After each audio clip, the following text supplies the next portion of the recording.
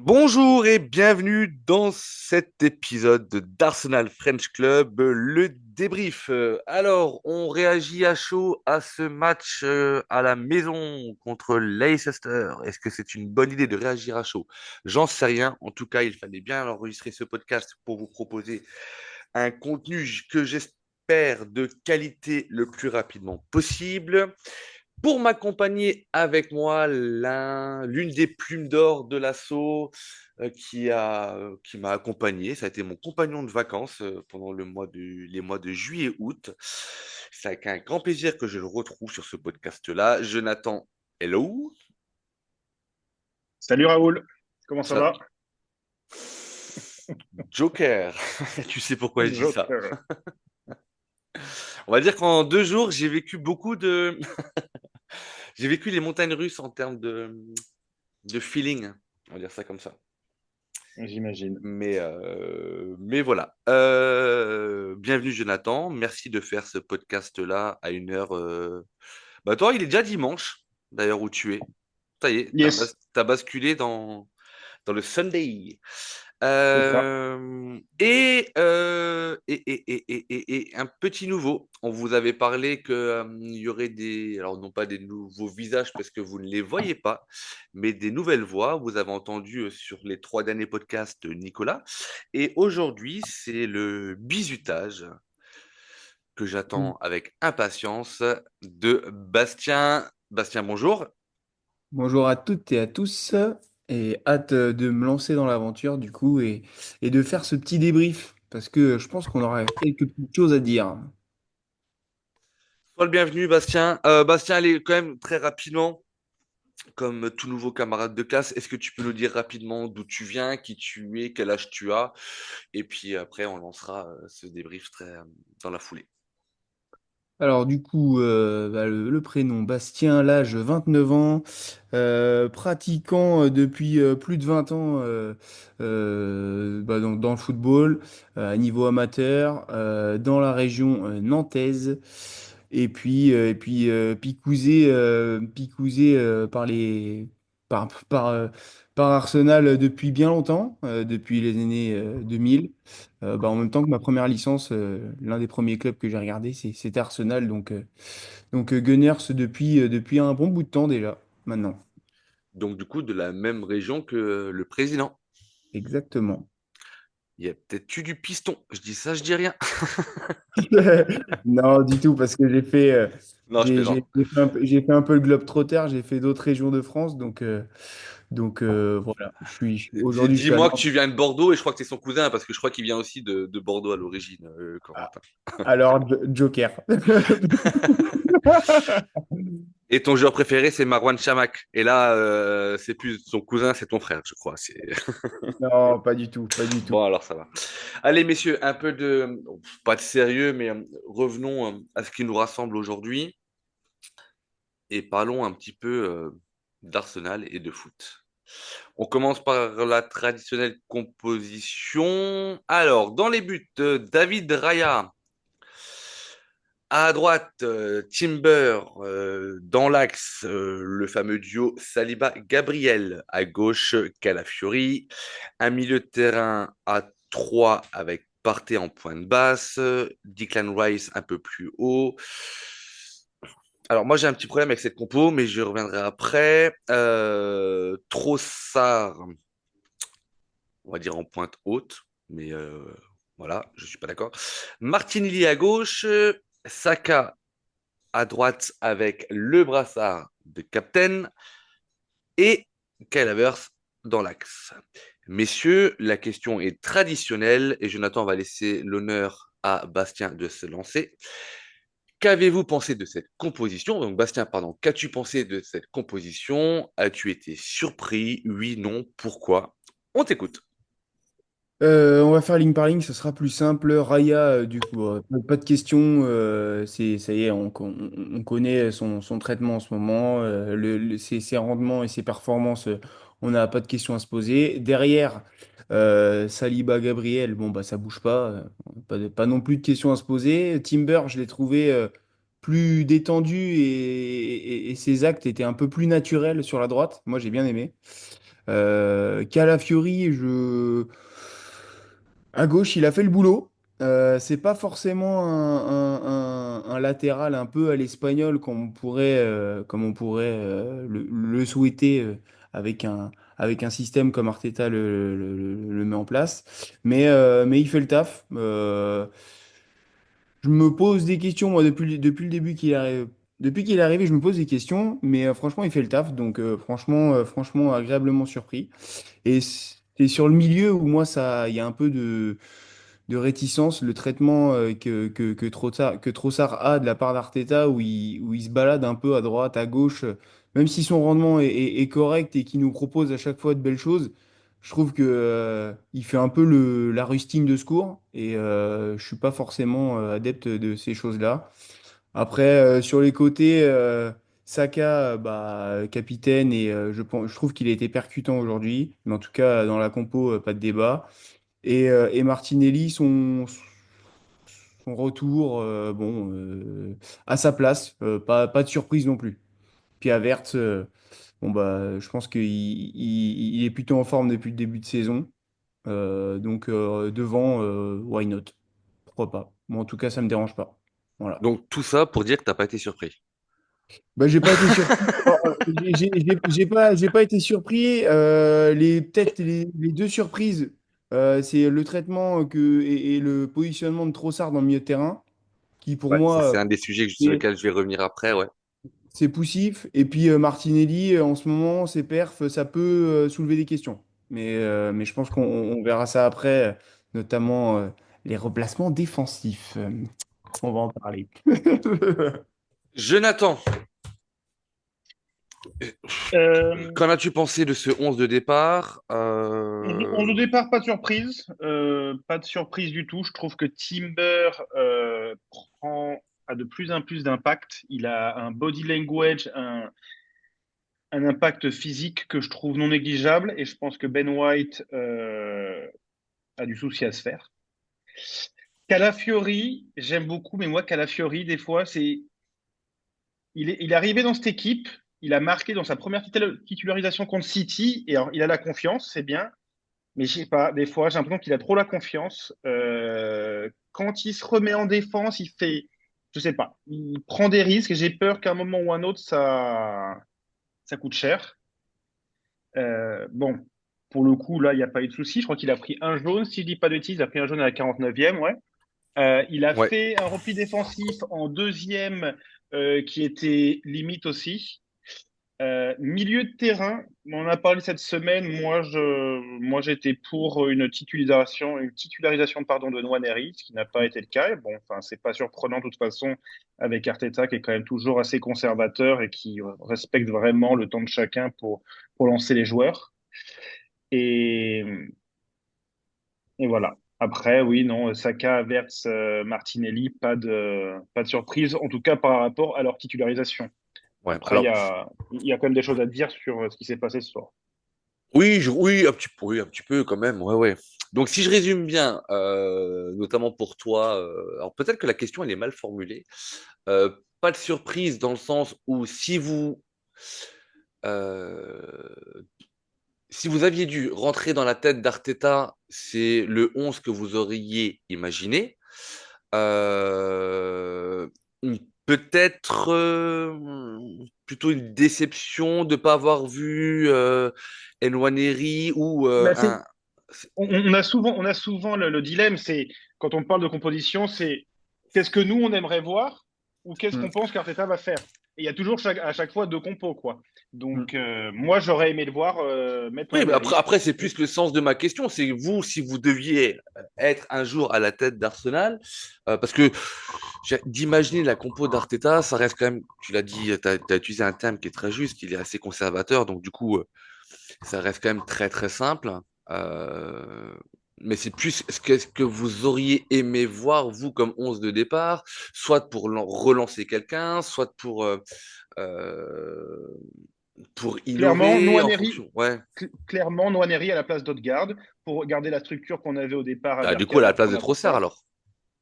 Exact. Qui Ok. a pourtant été, qui a pas été mauvais. Mais On y reviendra. Bon, messieurs, je vais éviter de trop parler, parce que je sais que quand je parle d'Arsenal, je suis souvent très bavard. Quand je réécoute les podcasts, je dis, putain, mais pourquoi je parle autant? Donc, on va dire compo classique. On va parler un peu de cette première mi-temps, messieurs. Alors, si je devais résumer cette première mi-temps, euh, je me dis, on regarde un match de foot à l'Emirates, il y a un soleil sur Londres, soleil d'après-midi d'automne. On se dit que tout est parfait. L'entame de match, elle est très bonne. On domine facilement Leicester. On va, quand je dis rapidement, on marque dès la 19e minute, mais il y a déjà des occasions un petit peu avant. Donc il y a une petite senteur que, très probablement, si tout va bien, ce match va être relativement facile. Même si, vous me connaissez, je dis toujours que chaque match de PL est un piège et qu'il faut les prendre toujours au sérieux. Il faut prendre le dernier aussi sérieusement qu'au moins à l'entame de match, aussi sérieusement quand tu joues au Manchester City et que des 5-0, des 6-1 ou des 6-0 comme on a connu l'année dernière, contre des équipes de bas de tableau, c'est pas quelque chose qui est, somme toute, toujours très logique. Et on a également souffert contre des équipes qui jouaient le match. Du coup, pendant la première mi-temps, je me dis, OK, comment je vais parler de Raya sachant qu'il avait rien à faire? Et je me suis dit, bah Raya, ça va être très simple, n'a rien eu à faire du match et l'a très bien fait. Ça, c'était un petit peu, tu vois, la petite réflexion pendant la première mi-temps où je dis, ouais, je vois pas comment on peut être malmené. Eh ben, on va y revenir très rapidement, mais le scénario imaginé ne s'est pas déroulé totalement comme je pensais. Qu'est-ce qu'on peut dire de cette première mi-temps avant de s'attarder sur les deux buts, puisqu'à la mi-temps, nous menions 2-0. Qu'est-ce qui vous a plu dans cette première mi-temps, messieurs? Qu'est-ce qui vous a moins plu? Est-ce que vous voulez peut-être chacun à votre tour, peut-être, je sais pas moi, fixer l'attention sur un joueur? Qui commence? Qui se lance? Au-delà de fixer l'attention sur un joueur, moi, ce qui m'a beaucoup plu, c'est le jeu avec ballon où on a été globalement correct. Il n'y avait pas forcément beaucoup de déchets. On a su tenir le ballon, on a su les faire un petit peu visiter le terrain. On était super haut on était plutôt sur leur partie, sur leur moitié de terrain plutôt que chez nous. Donc globalement, on a été bien avec le ballon. Et en plus de ça, on les a mis en danger rapidement, comme tu l'as dit, Raoul. Euh, Moi, ce que je voulais aussi souligner, c'est à la perte du ballon, on était chez eux et on a vite récupéré les ballons. Ce qui nous a fait dire, je pense à tous, on est large, on est plutôt serein. Avec et sans le ballon, on était plutôt tous dedans, au final. Ah, les Donc, seconds ballons, au niveau des seconds ballons, c'était une folie. hmm. C'était Donc une au folie. final, on était plutôt serein devant la télé. Au-delà de faire le focus sur un joueur en particulier, on était plutôt à l'aise, quoi. Leicester, il commençait déjà à plus respirer. Et puis après, si je peux me permettre, Jonathan, moi, l'attention que j'aimerais bien mettre, c'est sur le cours de bachata que Saka a donné au latéral d'en face. Dans tous les 1 vs 1 qu'il a menés, tous les duels qu'il a menés, il en a gagné quand même pas mal face à son adversaire Ah, c'est direct. un dénommé Justin. Je donne juste Ouais. le nom là, je le pose maintenant. Justin. Hein. Non, mais c'était Ah pas non, lui. c'était pas Justin, pardon, c'était C'est l'autre. Christiansen, pardon. Voilà, Ouais. donc moi j'ai plutôt bien aimé, ça faisait longtemps, en tout cas, je trouvais que ça faisait longtemps qu'on n'avait pas vu Saka comme ça réussir autant en tout cas, et ça a fait du bien à voir. Il a amené du peps, alors en plus complémentaire avec Timber, donc que demander de plus? Ok. Voilà. Je suis d'accord, moi, sur cette pression qu'on a mis. On les a asphyxiés complètement en première mi-temps. Le côté droit, le côté gauche, ça a bien fonctionné aussi, hein, que ce soit Martinelli, Calafiori ou Timber, Saka, ça allait bien. Mais pour une mi-temps où on domine autant, où Saka passe autant de fois, Mm. qu'on finisse à 2-0, et c'était pas le dernier geste qui manquait, c'était l'avant-dernier geste qui manquait, j'avais l'impression. Et je trouve ça super frustrant parce qu'au final, on finit la mi-temps, enfin, on se sent bien, on se sent en confiance, tout va bien, mais à la 45e, il y a toujours qu'un zéro. Donc, je sais, il y a quelque chose qui manque. Enfin, c'est pas.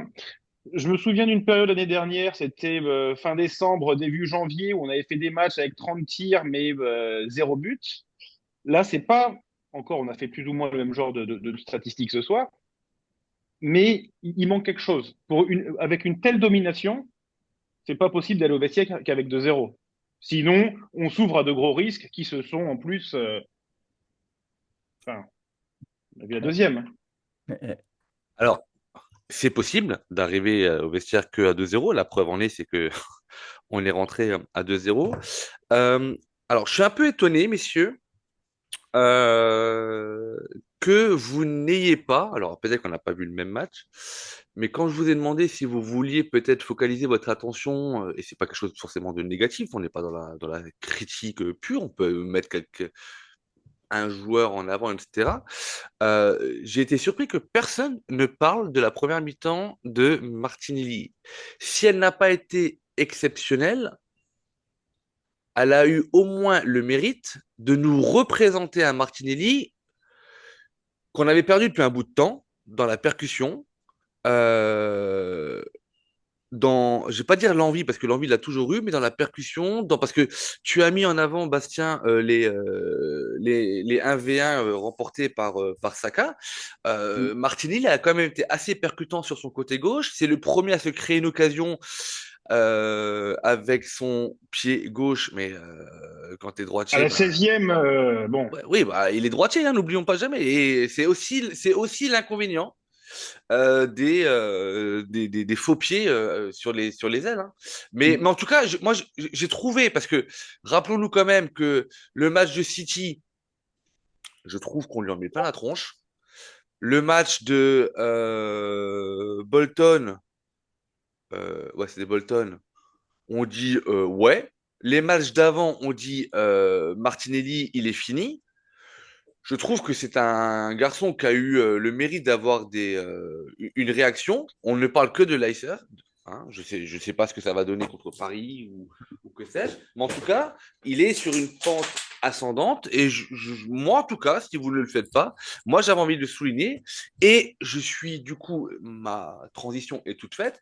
Et j'étais très heureux que ce soit lui qui ouvre le score à la 19e minute, je l'ai annoncé, sur un but bien construit. Qui veut le raconter? Qui veut nous le décrire? Jonathan, Bastien, quelqu'un se lance? Bah, j'ai- c'était, il me semble, si mes souvenirs sont bons, ça fixe à droite, bon dédoublement de Timber avec Saka, action d'école, j'ai envie de dire, il y a un espace, on l'exploite et on essaie d'en tirer le meilleur, centre en retrait, en plus c'est pile poil sur le point de pénalty, et là après Martinelli avec un poil de réussite, je trouve, euh, frappe croisée en pivot. Euh, plutôt but d'école, on va dire. Mais c'est vrai que plutôt bien amené, bien construit. Et c'est vrai que Martinelli, il était là au rendez-vous, quoi. Mais je sais pas. Moi, pour rebondir à ce que tu dis, Raoul, je trouve que Martinelli, il met ce but-là. Par contre, il a encore un jeu trop stéréotypé. Tu trouves son jeu plus stéréotypé que celui de Saka? Eh ben, je trouve que, alors Saka, par exemple, si on parle d'un Saka en fin de saison dernière, a été plus stéréotypé ou alors tout autant que Martinelli. Là, je trouve que, je sais pas ce qui s'est passé, peut-être la trêve, peut-être que le brassard, je sais pas. En tout cas, je trouve qu'il a un petit peu changé et c'est un petit peu moins stéréotypé et un peu moins lisible que Martinelli. Martinelli, je trouve qu'il fait ses différences parce qu'il a encore cette explosivité. Il est athlétiquement. Il est au-dessus de beaucoup de défenseurs, donc il va prendre le pied athlétiquement sur le défenseur et il a aussi la technique. Faut pas non plus le mettre tout de côté. Hein. Je dis pas que c'est juste un athlète, mais en tout cas, je trouve qu'il est plus stéréotypé que Saka. Saka, il peut rentrer à l'intérieur, il peut quand même repartir et utiliser son pied droit, alors que Martinelli, pied gauche, on l'a bien vu. c'est plus compliqué. Je dis pas que c'est pas faisable, mais c'est plus compliqué. Ouais. Et puis, et Je... puis Martinelli, j'ai tendance, J'attends. Pardon. Vas-y, je, je termine, termine. trouve, je trouve que Martinelli, il a tendance aussi à se mettre un petit peu dans des bourbiers, à aller au bout du bout et après à se retrouver sur la ligne de but et de pas savoir quoi faire, pris dans l'étau un peu des défenses adverses et de pas pouvoir s'en sortir, hormis avec un centre fort devant le but ou alors avec une frappe un petit peu comme il peut, quoi. Voilà. Moi, c'est un peu mon ressenti. Euh, Bah, tu es là pour le donner, donc très bien. Jonathan?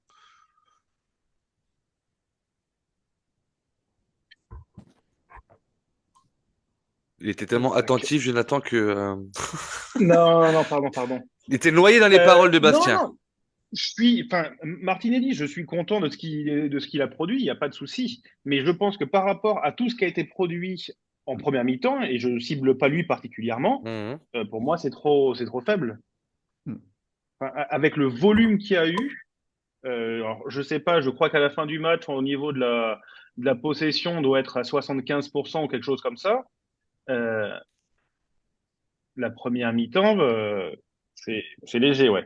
Et il loupe quelque chose à la 16e, c'est frustrant, quoi. C'est frustrant. Oui, c'est Parce qu'il a frustrant.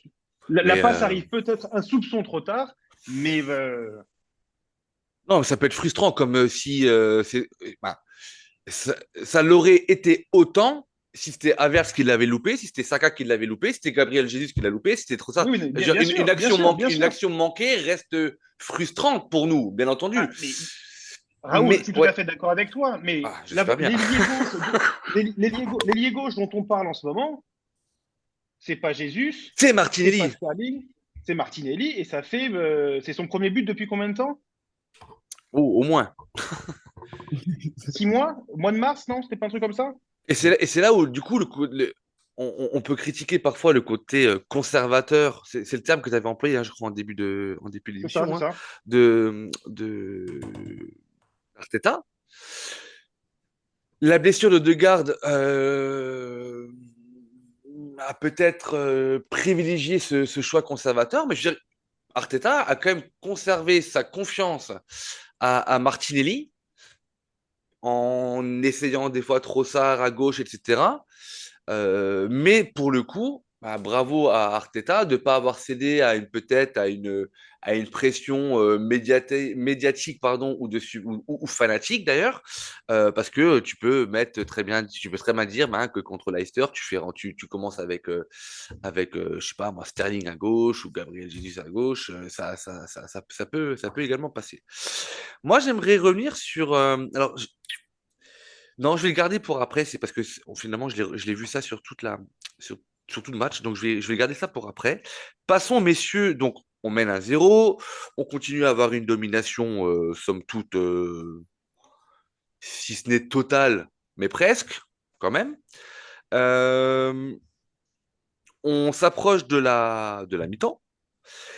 Et là, Trossard, plus Trossard que Turpin, du coup, sur l'occasion, double la mise et ça nous fait quand même du bien de rentrer à la mi-temps à 2-0 parce que je crois que le syndrome euh, Bright- Brighton, ouais, c'était contre Brighton, on fait un partout. Je pense que on l'a encore dans nos têtes et que du coup, on se dit à 2-0, on est déjà quand même un peu mieux que à 1-0. Euh, Jonathan, le but de Trossard, tu nous le Bah, décris? vas-y toi, Raoul. Je l'ai plus trop en tête là. C'est avec la passe D de Martinelli sur la gauche, mais vas-y. Encore Martinelli, ouais. Bah, tu l'as dit, centre et Trossard qui vient dans ce que je dirais un but à la Trossard. Alors, soit il met des mines en pleine lucarne, mais c'est souvent plus avec la Belgique, soit souvent il a cette capacité à aller chercher un plat du pied sur le côté, et c'est ce qu'il fait. C'est un but qui est très bien construit. Merci de citer que le passeur sur le coup, c'est Martinelli, ce qui donne quand même sur une mi-temps euh, pas trop dégueulasse, un but, une passe D, même si encore une fois, vous savez que moi et les stats, ça fait deux. Euh, je suis pas sûr qu'il y ait grand-chose à dire. Le but est bien construit, le but il est beau. Euh, une position avancée de Trossard qui est pas forcément en soi très dérangeante, surtout pas en phase pardon, offensive. Bastien, tu as peut-être quelque chose à rajouter sur ce but-là ou pas? Bah, ça fait toujours plaisir d'avoir des solutions devant le but quand il y a un centre qui arrive, parce qu'il y a des fois où sur certains matchs, on en manque de solutions devant le but.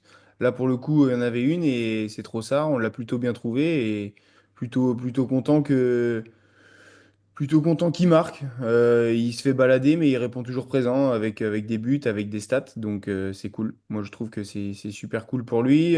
Sur le but, il me semble qu'il fait un appel contre appel. Il plonge au premier poteau et au dernier moment, il arrête sa course pour proposer justement un appel en retrait. Donc ça, ça, on sait que ça fait mal aux défenses. Donc il le fait, ça marche, tant mieux. Voilà. Moi, je suis content pour le joueur parce que franchement, il y a des fois où il y a certains joueurs, ce qu'il vit, il y en a certains qui se seraient énervés, et lui, non, au contraire, il répond toujours présent. Donc, quand on est supporter, franchement, c'est toujours plaisant à voir. Je suis en train de revisionner le but de Trossard. Il n'y a pas d'appel contre appel. Le Non? centre, il Ok. est vraiment Pardon? intéressant. Par contre, non, mais c'est pas un souci. Ou alors, en tout cas, s'il devait en avoir un, il est tellement léger que Ouais. ça me paraîtrait bizarre de vraiment le souligner. En tout cas, il est au bon moment, au bon endroit, au bon endroit, au bon moment, dans l'ordre que vous voulez. Euh, en tout cas, ça nous soulage. Bon, en tout cas, moi, ça m'a soulagé fortement euh, juste avant la mi-temps. Et là, on se dit franchement, mais vraiment, je me dis, je vais passer une belle après-midi. Parce que Leicester n'a pas existé, vraiment pas, sur cette première mi-temps. Alors après, on sait aussi qu'on peut passer, ça nous est déjà arrivé, de passer à côté d'un d'une mi-temps et de revenir. Mais là, je me dis, franchement, vu la différence, encore une fois, Leicester, alors oui, ancien champion d'Angleterre, mais ce temps-là me semble quand même relativement révolu, messieurs. Nouveau promu, puisqu'ils viennent de remonter cette année. Moi, je me dis que l'écart de Il y a moins classe, qu'à le faire mal. ouais, voilà, tu vois, l'écart de classe est justifié. Et moi, je me dis dans la tête de Leicester, sincèrement, t'es mené à l'Emirates 2-0 dans une mi-temps où tu n'as, si ce n'est pas existé, que très peu ou trop peu existé. Moi, je me dis, je suis le coach, je dis, les gars, on prend pas de valise, quoi, tu vois. Alors après, on pourrait appeler ça un manque d'ambition, c'est des joueurs pro, etc. Mais en tout cas, moi, en tant que joueur, je pense que je n'aurais pas été serein, vraiment pas du tout. Mais l'histoire va nous dire le contraire, puisque je sais pas ce qui s'est passé, vraiment. Mais on rentre dans ce match finalement sans y rentrer et on prend le 2-1 au bout d'une minute de jeu. Que dire? Que dire? Allez, on le rappelle rapidement, c'est un coup franc côté gauche qui est tiré. J'aurais aimé Par revoir. Buonanotte, Ouais, mais tiré par Buonanotte. Ouais. j'aurais aimé revoir pardon, euh, l'ensemble des positions parce que, en gros, allez, c'est un centre qui est enroulé. Certes, Havertz, au départ du ballon, a une position un peu plus reculée que la ligne arrière, mais en même temps, alors il remet tout le monde, mais sans. Sa position, si elle n'est pas justifiée parce qu'il doit être aligné sur sa défense, en tout cas, sa position-là n'est pas à l'origine du but que l'on prend. Clairement pas. La balle arrive sur la tête de Justin. Là où on voit qu'Averse n'est pas défenseur, c'est qu'il ne va pas au duel, il se retourne, etc. Il contre la balle de l'épaule de mémoire, ce qui prend David Raya à contre-pied. Mais pour autant, et je vous ai posé la question sur notre du coup de discussion là, sur le Discord, qui est, et j'ai pas la réponse, hein, mais qui est au marquage de Justin euh, au, au moment où le corner est tiré. le coup franc est tiré. Parce que pour moi, le fautif, il est là. Parce que si Justine se retrouve, ou Justin, je sais pas comment vous voulez qu'on l'appelle, mais s'il se retrouve seul à ce niveau-là, il y a une erreur de marquage. Et je suis persuadé par contre d'une chose, c'est que c'est pas Havertz qui est au marquage de départ.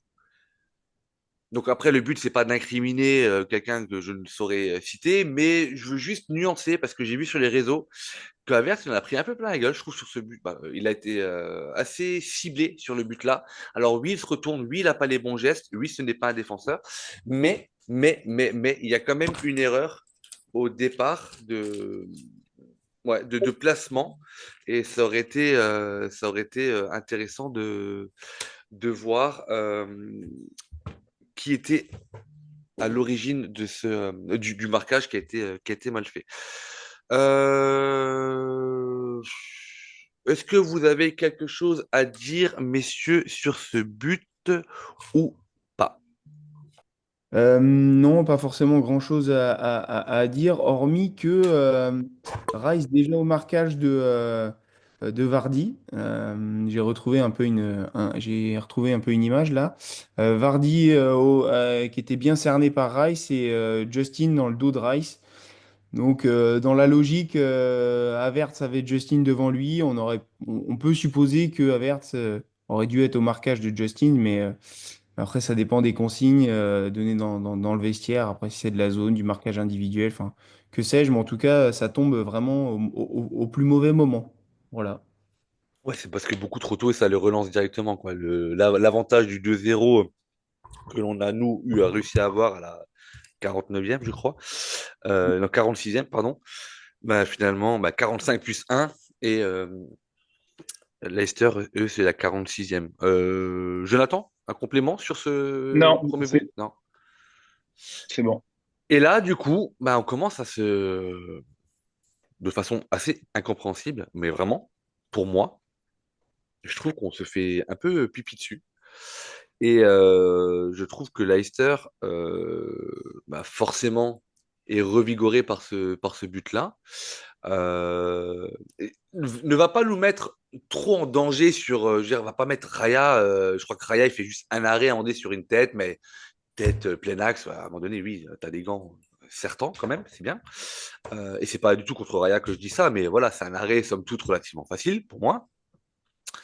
Mais par contre, bah, du coup, ce qu'on commençait un petit peu à craindre au fur et à mesure que le match avançait, bah, arriva, puisque 63e minute, et là on a quand même, je crois, la pépite du match. Sur un centre côté gauche, une reprise de volée Mm. extérieure du pied de Justin. Raya, honnêtement, pour le coup, pour moi, alors, Et il peut rien il peut faire. rien faire, elle est à ras du poteau rentrant, etc. Par contre, messieurs, je vais lancer un petit débat. Bastien, regarde-moi. C'est est-ce que ce but aurait pu être évité? Et moi, je vais pointer du doigt deux joueurs. Alors, quand je dis pointer du doigt, clairement, c'est pour moi, ils sont fautifs tous les deux. Mais toi, Bastien, tu avais. Alors, Jonathan, par contre, du coup, j'ai pas vu si tu avais commenté la remarque de Bastien pendant le match ou pas. Je ne sais pas si tu es d'accord avec lui ou pas, ou si tu as une troisième opinion. Mais toi, Bastien, pour toi, il y a un joueur que tu as cité qui était apparemment aux abonnés absents. Tu peux nous dire ton point de vue, s'il n'a pas changé, hein, après, voilà. Bah, j'ai revu le but et dans un système 4-3-3 classique, quand on a le latéral, quand Calafiori ferme en fait deuxième poteau. Déjà après, je trouve que Calafiori prend pas forcément beaucoup d'infos sur ce qui se passe dans son dos. Sachant que le ballon à l'opposé, un centre bien fort, ça peut vite le mettre en danger s'il prend pas l'info. Là, c'est ce qui s'est passé. J'aurais aimé trouver notre cher Martinelli au deuxième poteau qui vient fermer avec son latéral. Bon, là, en l'occurrence, il s'en est plutôt bien pas sorti parce qu'il venait et tu l'as souligné, Raoul, en off sur le chat, mais il venait d'échanger avec Trossard. Donc, il s'en est plutôt bien sorti. Mais j'aurais aimé voir, oui, l'ailier gauche, en tout cas, venir fermer avec Calafiori. Là, c'est Trossard qui s'y est collé parce qu'il venait d'alterner avec Martinelli, mais sur ce genre d'action, j'aurais aimé voir un Martinelli venir fermer avec Calafiori, quoi. Parce que je trouve que au-delà d'amener quelque chose, une petite différence, un petit grain de folie en attaque, Martinelli, des fois, il rechigne un peu à faire les efforts défensifs. Et contrairement à un Saka où on peut compter sur lui. En tout cas, ça, c'est mon point de vue. Ok, alors Jonathan, est-ce que je te laisse l'honneur de Euh, le défoncer ou alors, est-ce que j'y vais non, moi? non, non, Mais parce que non, moi, je non. suis bien Alors, chaud quand même, hein. oui, tu vas pouvoir te faire plaisir. Moi, j'ai parlé au début du match de mon sentiment par rapport à Calafiori, que je trouve super en confiance au niveau offensif. Défensif, je sais pas trop. Et tu viens de le mentionner, Bastien. Ok, son ailier doit travailler avec lui, doit couper aussi, mais il a aucune idée de ce qui se passe derrière lui, quoi. Ouais. Il a zéro idée. Donc, c'est super de marquer des jolis buts contre City. Et il a refait un peu une frappe dans le même style dans ce match-là, là, d'ailleurs. Mais, je sais pas, moi, défensivement, je suis pas super rassuré. Et là, pour le coup, bon, bah, il était complètement. Bah, Calafiori était pas du tout là, quoi. Donc, voilà, je te laisse Raoul, Tu n'as développer. pas, tu n'as vraiment aucune envie de rebondir sur ce que Bastien a dit juste à la fin, en parlant de Non, mais Martinelli et Saka. ça, c'est ton dossier, ça. C'est ton dossier 2024-2025. Donc, ça veut dire que Donc, tu es là. vas-y. Donc, je commence à perdre ma voix, désolé. Ça veut dire que tu es d'accord avec ce que Bastien il a dit. Non, pas spécialement, mais ça me choque pas autant que toi, ça te choque. Je sais que toi, Martinelli, tu t'aimerais bien le mettre arrière gauche de façon régulière, parce Non. qu'au vu de ses statistiques depuis six mois, Non, mais ok. il serait peut-être plus utile, mais Alors, je vais m'y coller. Bastien, je suis vraiment désolé. Alors, encore une fois, dans ce podcast, le gros avantage, c'est que on accepte tous les points de vue. Donc, j'entends, avec mes oreilles qui saignent, j'entends ce que tu viens de dire. Là où je peux pas être d'accord avec toi, Bastien, c'est que Martinelli, euh, si ses qualités offensives ont été à un moment donné mises en doute par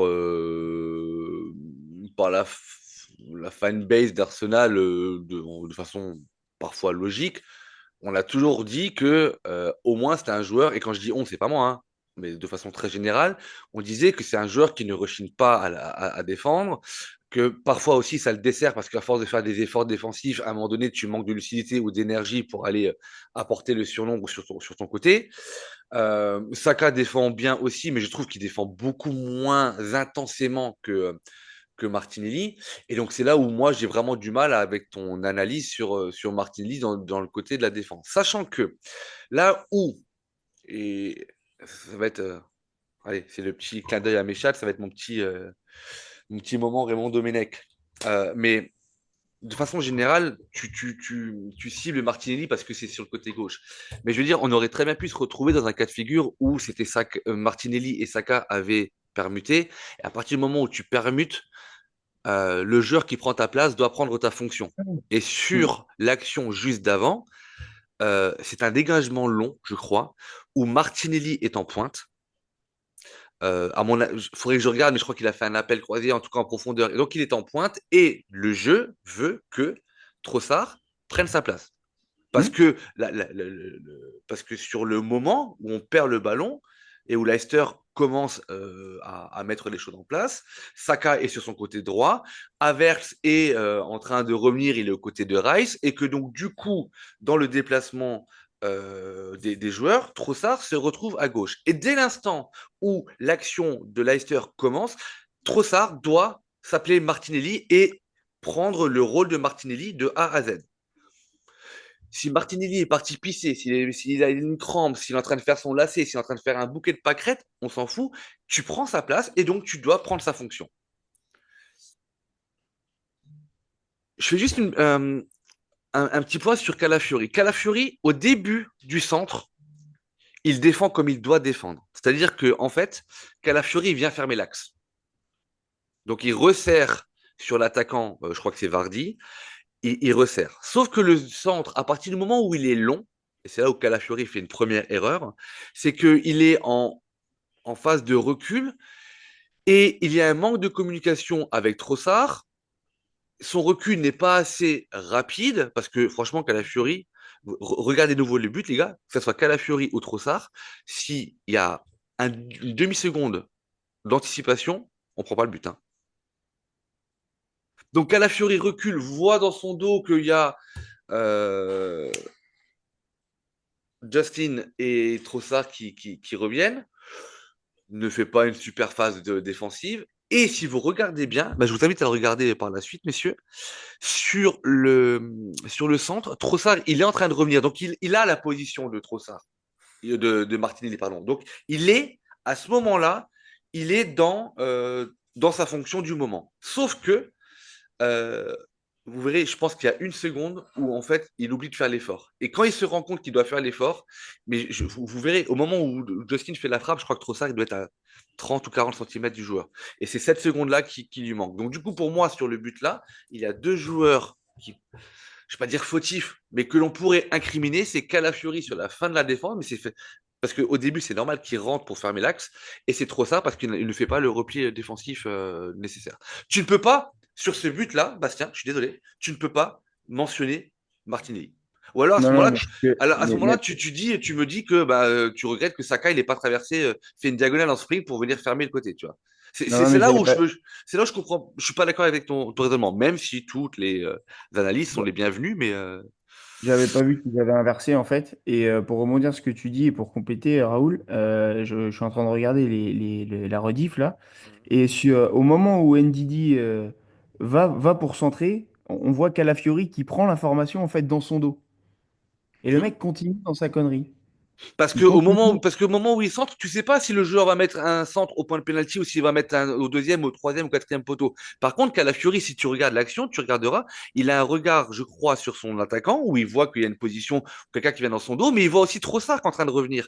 Mais regarde juste après, pardon, quand le centre est tiré, regarde l'attitude de Trossard. Il a une seconde de retard dans sa phase de repli. Mais regarde jusqu'au bout et tu verras que tu seras entièrement d'accord avec moi. Et cette Ouais. seconde-là, c'est ce qui lui manque à la fin. Il a le comportement en plus du joueur qui. Bah, Oh en mince, fait, faut revenir. non, c'est pas ça. Non, en fait, c'est pas oh merde, il faut revenir, c'est oh merde, j'ai oublié de revenir. C'est plus ça, Ouais. tu vois. Donc voilà. Donc Martinelli, pour le coup, messieurs, si vous voulez bien, laissons-le tranquille. Au moins Ouais. là-dessus. Autant pour moi, j'avais pas vu qu'ils avaient inversé. Donc, Aucun le problème. boulet de, le boulet de canon, je suis d'accord avec toi. Il est pour ceux qui étaient sur la gauche. Voilà. Ok. Ah, Donc du coup, en tout cas, ça fait 2-2. Magnifique but de Justin, doublé de Justin, qui est quand même un arrière droit pour le coup. Donc on prend quand même un doublé d'un arrière droit. Voilà, ça c'est dit. Et en introduction, il y a quelque chose que je n'ai pas dit, mais qui va prendre tout son sens maintenant. C'est que City avait joué un petit peu plus tôt, messieurs, à Newcastle, et que City a fait match nul à Newcastle. Et que donc, du coup, mathématiquement, en cas de victoire, on récupérait les 2 points qu'on avait de retard sur City, on revenait à leur hauteur. Et dans la course au titre, messieurs, c'est quelque chose que on ne peut pas mettre de côté et banaliser. Donc on avait quand même cette obligation en tant que prétendant au titre de gagner, surtout contre un promu. Et là, très honnêtement, je pense qu'il y a un nom qui va revenir de façon très générale, à mon avis, sur cette deuxième mi-temps. C'est que déjà, je trouve qu'on prend le but à la 63e minute, mais on ne se réveille pas tout de suite. Je trouve qu'on est encore un petit peu dominé après le but et qu'on se réveille finalement dans quoi, dans les 20 dernières minutes, C'est peut-être ça. peut-être même le dernier quart d'heure, sachant que en termes de changement, le premier changement intervient à la 75e 14. Ouais. ou 74 où Sterling remplace Martinelli.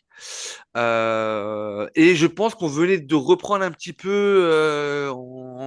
Le réveil avait sonné.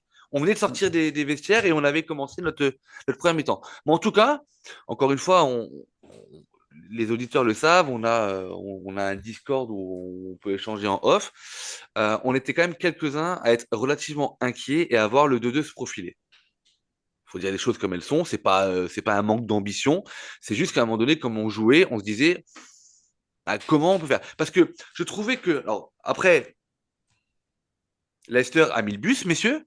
Ils ont joué en 10-1. Mais est-ce que quelqu'un peut leur reprocher quand tu es promu, quand tu vas jouer chez un prétendant au titre, tu reviens, tu es mené 2-0, tu reviens à 2-2, tu as besoin de points. Est-ce qu'à un moment donné, quelqu'un va les blâmer d'avoir mis le bus? En tout cas, je pense que nous trois, aucun de nous trois va dire ouais, manque d'ambition ou si vous avez la Manque de ref, les gars. mentalité. Ouais, ouais, C'est pas la bonne mentalité. c'est ça. Mais ils étaient à 11 contre 11, pas à 10 contre 11. Peut-être qu'à 10 contre 11, ils auraient joué. On ne sait pas. Mais en tout cas, je vous ai trouvé patient. On allait chercher sur les côtés. On a fait tourner le ballon. On n'a pas pris des frappes inutiles aux 20 mètres qui sont partis tuer les pigeons de la tribune, etc. En tout cas, les Leicester défendaient très bien. Et je trouvais que bah, ça sentait un petit peu le pâté. Vraiment.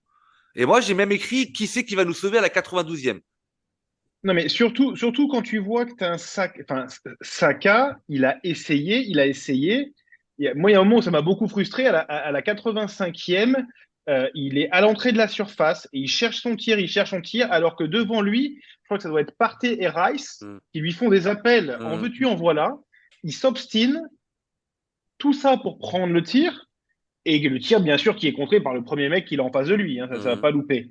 Enfin, c'est Ça quand même reste, dommage, mais quoi. ça reste et c'est marrant parce que du coup, ça revient à ce que l'on disait avant, où Sébastien qui disait que Saka avait un jeu un peu plus varié que Martinelli, qui était plus dans la systématisation de son jeu, etc. Mais Saka, ce qu'il fait à la fin, il rentre 3 fois sur son pied gauche pour essayer d'enrouler.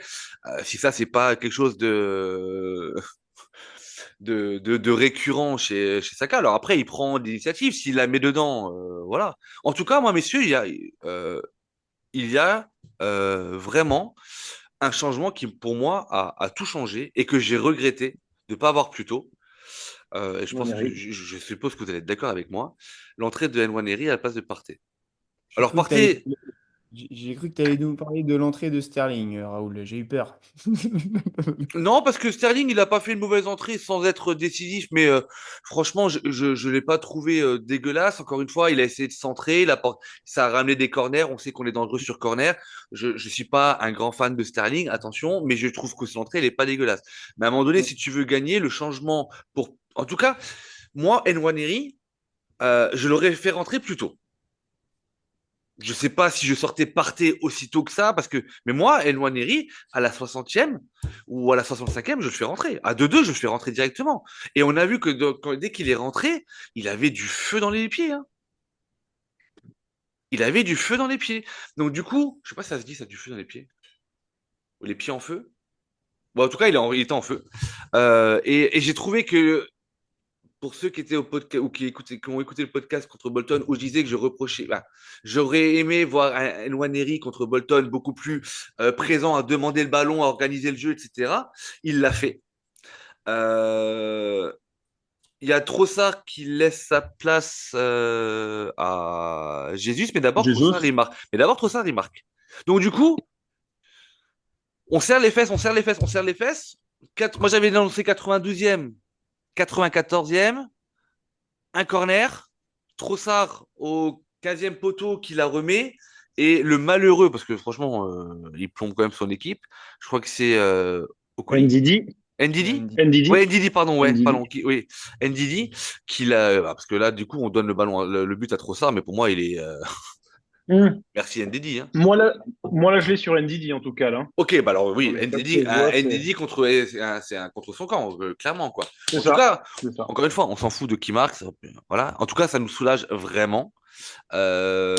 Trossard, du coup, décisif parce que c'est lui qui la remet, mais il ne veut pas frapper, il veut juste la remettre dans le tas. Mais en tout cas, encore une fois, on prend. Pour aller au bout de la deuxième mi-temps, après ce but-là, il y a Gabriel Jesus qui rentre et qui remplace le buteur Trossard. Et en toute fin de match, Averse qui met le 4-2. Je suis content pour Averse. On pourra y revenir si vous voulez dessus. Mais là, du coup, messieurs, moi, je vais vous lancer sur un sujet euh, je vous attends pas au tournant, mais j'aimerais vraiment avoir votre avis. Parce que tout le monde me dit, ouais, traditionnel, 4-2-3-1, 4-3-3. Alors là, on est plus sur un 4-3-3. Avec Partey point de basse, Rice en 8, Trossard plutôt en 10 qui prend la place de Degar en meneur de jeu. Mais moi, messieurs, pour moi, on n'a pas joué en 4-3-3, hein. Pour moi, on joue en 4-4-2. En phase Je sais pas. défensive, Non, c'est vrai même, que mais même pas en phase défensive. En phase offensive, on joue alors, en 4-4-2, ou si vous voulez, après, alors, en 4 4 Tu dis quoi? 4-4-2 avec 4-4-1-1. Trossard inverse devant. Non, ouais, en fait, il y a une permutation entre Avert et Trossard qui, à tour de rôle, il y en a un qui est un peu plus en pointe, un peu plus neuf, et l'autre qui est un peu plus neuf et demi, comme l'était à l'époque, excusez-moi pour les références des plus jeunes, mais Djorkaeff en équipe de France. Qui tournait un petit peu. Ouais, bah désolé, mais Ah, t'es parti loin, là. c'est ma génération, mais c'est ce fameux 9,5 qui tourne autour d'un, d'un point de fixation qui peut être Havertz ou Trossard. Mais pour moi, Trossard ne prend pas la place de Degarde dans le jeu. C'est pas parce qu'il fait une transversale tous les quarts d'heure pour orienter à droite ou à gauche que ça en devient un meneur de jeu. Et c'est là où je trouve que, pour ceux qui ont suivi le truc, j'avais fait un petit sondage sur X durant la semaine en disant est-ce que vu les performances de Nwaneri contre Bolton et sachant qu'on joue contre Leicester, est-ce que Nwaneri doit être lancé titulaire et est-ce qu'on doit lui laisser faire ses preuves en PL. En plus de ça, super frustrant, le résultat du vote, je ne vous l'ai pas donné, mais c'est 50 oui, 50% oui, 50% non. Pourtant, c'est assez compliqué de prendre une position sur ce geste-là. Mais moi, j'ai un vrai problème avec cette. Pas un problème, mais il faut qu'on arrête de me dire qu'on joue en 4-3-3. On joue pas en 4-3-3. Je suis désolé. On est en 4-4-2. Est-ce que vous êtes d'accord avec moi ou faut que je lance un débat en off sur Discord pour voir s'il y a vraiment que moi qui vois cette disposition-là. je te rejoins sur certaines phases défensives où c'est vraiment flagrant, où tu as Havertz, Trossard ou même sur d'autres matchs, c'était d'autres joueurs, hein, mais en phase défensive, ouais, c'est vrai que de temps en temps, on a tendance à se mettre en 4-4-2. Après, dans le jeu, je trouve ça un peu moins flagrant, ou en tout cas, moi, je l'ai pas senti comme ça, mais ça peut nous arriver, ouais. Après, je pense que Arteta, au-delà de se fixer et de se figer sur un système, je pense qu'il raisonne surtout par l'occupation de l'espace et sur comment les zones sont occupées par rapport à l'équipe d'en face et par rapport au ballon, par rapport à la progression, etc., etc. Donc oui, de temps en temps, je pense qu'on doit passer par un 4-4-2, mais Mais je suis là, pas sûr que ça pardon, Bastien, je te soit... coupe, mais là c'est quoi? Je vais lancer le débat. Regardez les prochains matchs de PL et à la rigueur, on en reparlera. Ça pourra peut-être même être le sujet d'un podcast isolé. Mais là où je trouve que c'est très flagrant, c'est que sur des phases défensives, je vais dire ça comme ça, c'est-à-dire que quand nous, on n'a pas le ballon et qu'on est en phase de repli, vous garderez, mais dans 80% des cas, Havertz et derrière Trossard. Hmm.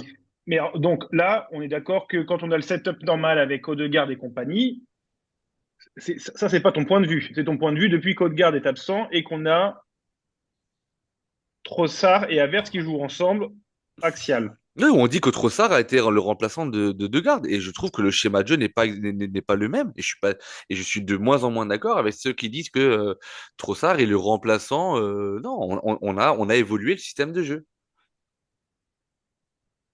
Hmm. parce que on pourrait même dire que en gros quand Ødegaard joue, on est sur un 4-5-1. Moi, je le vois plus comme ça, tu vois. Hmm. Ça veut pas dire qu'un 4-5-1, ça veut pas forcément dire que tu as 5 milieux qui sont alignés, tu vois, mais c'est un 4-5-1 qui se transforme en 4-3-3 quand tu as le ballon. Mais là, je trouve vraiment que depuis la blessure du capitaine, le système de jeu a évolué. Et c'est pour ça aussi que Nwaneri est, je suppose, et en tout cas je pense, de plus en plus demandé parce qu'on n'a plus de meneur de jeu. Et que j'ai l'impression, même nous sur les podcasts, qu'on a fait l'erreur de comparer Trossard à, à Ødegaard en disant ouais, mais est-ce que Trossard a fait le job, etc. Ah non, parce qu'on lui demande pas de distribuer le jeu en fait. Bah, ça, c'est mon point de vue. Alors, du coup, les auditeurs qui auront tenu jusque à ce moment-là dans l'écoute de ce podcast et qui ont un avis, bah, je vous invite à venir mettre un petit commentaire, quelle que soit la plateforme sur laquelle vous écoutez vos podcasts, parce que j'ai vraiment envie de savoir ce que vous en pensez. Messieurs, sur le dernier but, on dit quelque chose ou pas? À part qu'il fait du bien et que c'est cool pour Averse, parce qu'au niveau des stats, ça lui fait encore un but et que ça enchaîne. C'est ça. Et que c'est un but d'attaquant pour le coup, c'est un but de numéro 9. Hein. Mm. Parce que Havertz a quand même vécu un match, somme toute, je vais pas dire compliqué, mais Ouais. en termes d'occasion, il en a très peu. Il en a une où il frappe en pivot, mais voilà. Et c'est là où je voulais vous dire, messieurs, s'il y a un nom qui doit ressortir de cette deuxième mi-temps, vous me sortez lequel? Oula, j'ai Ouais. j'ai l'impression que c'était. Alors attendez, Ouais. non, j'ouvre. Sur les 22 joueurs de champ, bah, sur les 22 joueurs, s'il y a un nom en deuxième mi-temps qui doit ressortir, c'est lequel? Ah bah c'est Justin. Sur les 22 jours de chance, c'est Justin. Ah bon, ok, Bastien, tu dis la même chose? Bah, en deuxième mi-temps, il y a quand même le gardien de Leicester Bah, qui. Hermansen, les gars. Oh, ouais, Alors, il c'est sortira vrai. pas souvent, hein, mais après, il a été élu dans l'équipe Championship l'année dernière, apparemment. Mais oui, oui, Ah mais il fait les gars, vous avez mi-temps, vu, vous avez vu les arrêts qui, bah, il tient, Mais il, oui, il oui, tient oui, Leicester oui, à flot. Je veux dire, il est impassable. et malheureusement pour lui, il prend un but sur un CSC, une batte déviée. Mais franchement, soulignons quand même la performance de la deuxième mi-temps du gardien de Leicester, qui a quand même pendant très très très longtemps dégoûté tous les joueurs d'Arsenal et qui a annihilé toute tentative toute occasion que l'on avait quand même. Bah, je trouve que il fait une grande, grande deuxième mi-temps, hein, parce que mine de rien, s'il n'est pas là, je pense qu'on peut revenir beaucoup plus rapidement dans le Bah, match. il y a la super reprise de Havertz à la 68e Ouais, où bah il est c'est bien voilà. placé. Bon, après, il y en a, il y en Euh, a, il y en a quelques autres. Alors après, je les ai pas tous notés, mais voilà. Messieurs, avant de faire vos tops et vos flops, moi j'aime toujours parler du match d'après. Il y a Paris qui arrive. C'est un autre calibre, c'est une autre compétition, etc. Très rapidement. Est-ce que euh, si vous deviez tirer des enseignements des trois matchs que l'on a joués cette semaine-là, en commençant par donc City, Bolton et Leicester, et sachant qu'on va jouer Paris, est-ce que vous avez des enseignements? Est-ce que vous avez des inquiétudes? Est-ce que vous êtes confiant? Dites-moi. Euh, Confiant, c'est un grand mot, hein. Ouais. Confiant, c'est un gros mot. C'est quand même un gros Euh, Européen qu'on va avoir à la maison. ouais. Après, Euh, confiant, ça veut pas dire trop confiant. Ça veut pas dire, tu vois, Paris, on va les taper. Mais confiant en disant, on peut et on sera à la hauteur de l'événement et on va faire un gros match. Moi, il y a ces petits sursauts de déconcentration comme on a eu là en début de deuxième mi-temps qui font peur parce qu'on sait qu'une de nos plus grosses forces, c'est la défense. On a très bien tenu contre City, contre l'Atalanta, contre Tottenham. Bon, Bolton, on n'en parle pas, hein, c'est complètement différent. Bien sûr. Mais là, on se rend compte que on avait un avantage de 2 buts, on a perdu dans un claquement de doigts. Donc, Mhm. ça part très vite. Enfin, il y aura pas d'excès de confiance, en tout cas. Enfin, Ok. il y aura pas d'excès de confiance. Et du coup, tu partirais sur possiblement le même 11 parce que là, on est quand même sur un 11 type, sachant que White est touché aux adducteurs. Donc, je suis pas sûr que d'ici mardi. Pour moi, si White était dispo, j'aurais remis White à droite, Timber à gauche. C'est là où je me sens le mieux. ouais, je Où suis je me assez sens d'accord. mieux. Ok, d'accord. Calafiori, tu sens trop. Calafiori, il a la fougue. Et c'est marrant parce qu'on avait fait un podcast pour l'arrivée de Calafiori, Raoul. Oui, je me rappelle très bien. Et si je dis pas de bêtises, pendant l'Euro, Calafiori fait un super Euro jusqu'à ce qu'il prenne un carton rouge et qu'il joue pas le match d'après. Et c'est là où l'Italie se fait sortir. Ouais, Et il a toujours une propension à se, je sais pas, ça ramène beaucoup de points, ça marque des buts, mais ça peut causer des soucis. Alors que Timber, je le sens beaucoup plus solide. ok, donc du coup, toi, si White est, on va le résumer comme ça, hein, si White est opérationnel, et honnêtement, si c'est les adducteurs qui sifflent et qu'il n'était pas sur le banc là, je vois pas comment il peut être titularisé mardi sur un match des champions. Ou alors c'est vraiment un coup d'intox d'Arteta, mais voilà. Mais en tout cas, s'il est apte, tu remets White à droite, tu mets Timber à gauche, mais tu gardes le reste, c'est-à-dire Partey, Rice, Trossard, Havertz, Martinelli, Saka. Et derrière, de toute façon, après, les deux centraux, tu ne les touches pas, de toute façon. On est Bah, d'accord. à moins qu'il se remette dans un double pivot comme il avait fait contre Tottenham et après contre City avec Partey Jorginho. Enfin, du moins contre Tottenham. D'accord. Mais toi, Jonathan Fournier, tu ferais quoi contre Paris? Est-ce que tu joues la sécurité en début de match? Tu mets un double 6 avec Jorginho Partey? Non, parce que moi, ma façon de voir les choses, quand on avait parlé de Tottenham, par exemple, on avait déjà ce problème, c'était que je voulais garder une formation qui soit la plus proche de ce qu'on fait depuis le Ok. début avec Odegaard. Donc, moi, je pense toujours que Nwaneri peut commencer. Ok. On a vu ce qu'il a fait contre Bolton, on a vu son entrée là. Bon, après Bolton, Leicester, Paris, ouais. Mais j'entends bien. Et après, à Paris, il y a des jeunes qui ont commencé à 18 ans aussi, et ça fait 2 ans qu'ils sont avec des champions, hein. Bastien, C'est ça. rapidement, toi, du coup, les enseignements, t'en penses quoi? Paris, confiant, pas confiant, attention. Plutôt confiant, mais j'ai hâte de voir comment notre défense va manœuvrer face aux trois flèches là, que Paris avait alignées contre Rennes là, ce week-end. Barcola, Dembélé, ça va vite, hein. Et même Kangin qui a un sacré coup de rein. Après, la question que je me pose, c'est Nwaneri ou pas. Sachant que dans les trois de ce week-end qui étaient au milieu de terrain pour Paris, il y avait Zaïre Emery, 18 ans, Neves, 20 ans, et Ruiz qui passe pour le papy du coin, mais qui a que 28 ans. Donc je pense que on peut mettre Nwaneri en fait. Ça se tente, Ok. surtout vu ce qu'il a montré aujourd'hui. Contre Bolton, certains peut-être diront, oui, on pourrait dire que entre guillemets ça compte pas parce que c'est la Cup, c'est une équipe qui joue dans un championnat un peu inférieur.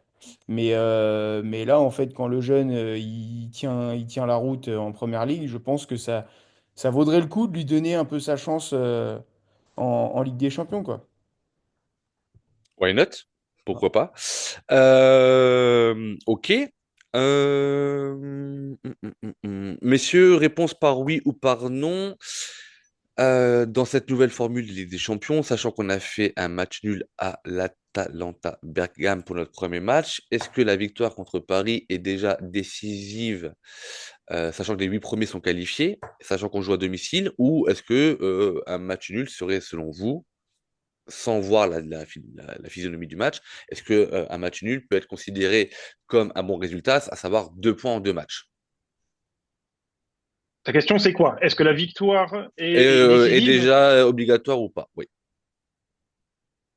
Non, la victoire n'est pas obligatoire pour se qualifier dans les 8 premiers. Pas encore. Mais elle est souhaitée en tout cas.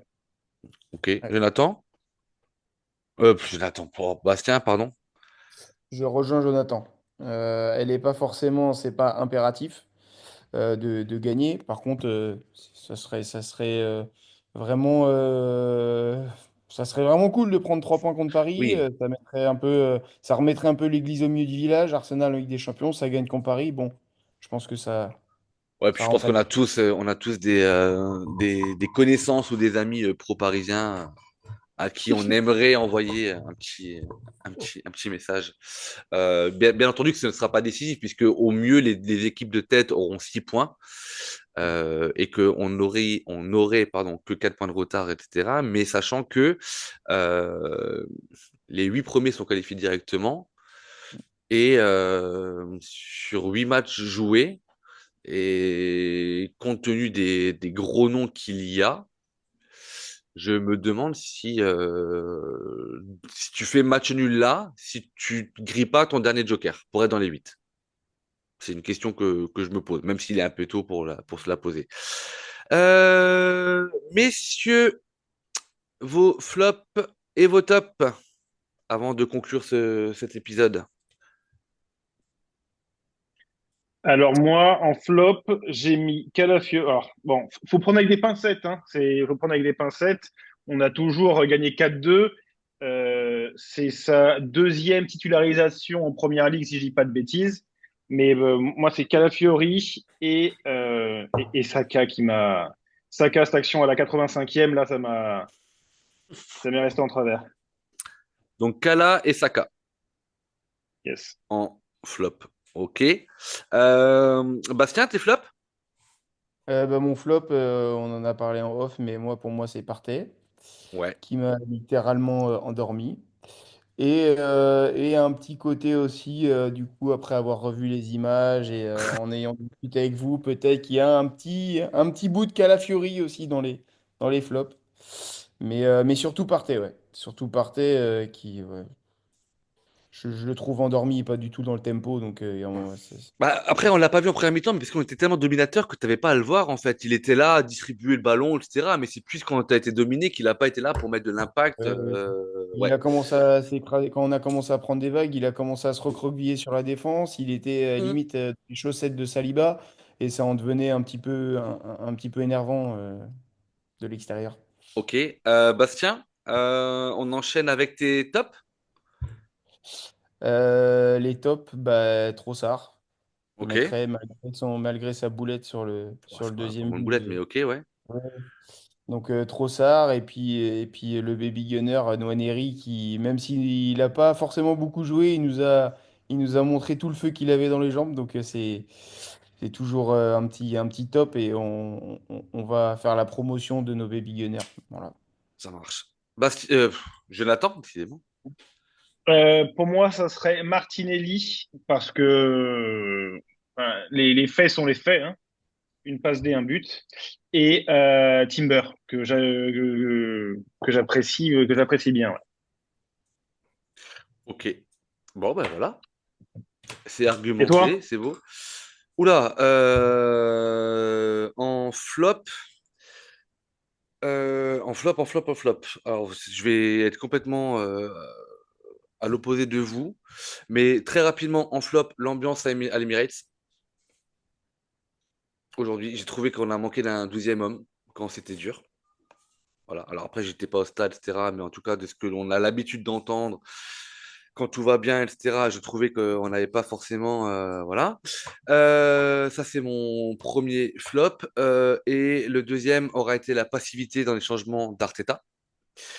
Et dans mon top, le gardien de Leicester et Martinelli. Voilà. J'aime bien aussi des fois mettre ceux qui ont été très bons. Voilà. Messieurs, je vous remercie pour votre participation. Il me reste une minute pour conclure, pour vous donner rendez-vous dès mardi pour ceux qui pourront voir le match, parce que je sais que chez toi, Jonathan, ça va être très très tard. Donc ça va être le réveil le lendemain matin. On va éviter de te spoiler par message. Donc rendez-vous mardi pour la réception de Paris à l'Emirates en Ligue des Champions. Pour vous inviter, comme toujours, à nous suivre sur les différents réseaux sociaux, que ce soit Facebook, X, anciennement Twitter, Instagram, d'aller voir les derniers articles et les plus anciens sur le site internet. C'est toujours très intéressant, vraiment. Et à, bien entendu, noter, commenter les épisodes de podcast parce que ça nous donne de la force et puis que des fois, vous n'êtes pas d'accord avec nous et puis on aime bien en discuter et qu'on a l'honnêteté de répondre. Donc voilà, il y a personne qui reste sans réponse. Il est désormais l'heure de se saluer, sans oublier, messieurs, le bisou à la tata de Richard, toujours important. Tata, si tu nous entends, on t'embrasse. Euh, Richard qui fait son premier 10 km officiel de course à pied et on lui souhaite une pleine réussite puisqu'il s'est fixé un objectif de temps et j'espère qu'il l'atteindra. Saluez Mechad qui nous revient très très très bientôt. Et puis vous annoncer, chers auditeurs et Bastien et Jonathan, que la Team Podcast sera présente le 6 novembre à Milan, puisque Mechad, Richard et moi, on sera à Giuseppe Meazza pour la rencontre entre l'Inter et Arsenal. Alors, on va encore réfléchir comment on peut faire le podcast, si on change de formule exceptionnellement. Mais en tout cas, voilà, on va essayer de vous faire vivre ce match de Ligue des Champions de la meilleure des façons possibles sur les différents réseaux. Et puis voilà, embrasser nos auditrices et nos auditeurs. Vous remercier de votre participation. Vous souhaitez un bon week-end, puisqu'il reste quand même une journée chez nous, que Jonathan a déjà entamé. Et puis voilà, messieurs, merci pour tout. Merci. Merci Raoul, merci Bastien. Gros bisous, Merci à et tous. puis, euh, et puis à bientôt. Ouais. Ciao, ciao. À bientôt.